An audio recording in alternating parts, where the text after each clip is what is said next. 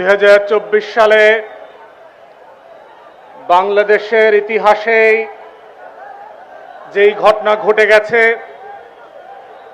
এটা শুধুমাত্র স্বাধীন বাংলাদেশের ঘটনা না, গত 800 বছরের ইতিহাসে নবাবী বাংলা বলেন আর সুবা বাংলা বলেন আর সুলতানি বাংলা বলেন, 850 বছরের ইতিহাসে লক্ষণ সেন নদিয়া মুর্শিদাবাদের রাজদরবারের পিছন গেট থেকে গরম খাবার রেখে পালিয়ে যাবার ইতিহাস আবার 24-এর 5ই আগস্ট পুনরাবৃত্তি ঘটেছে।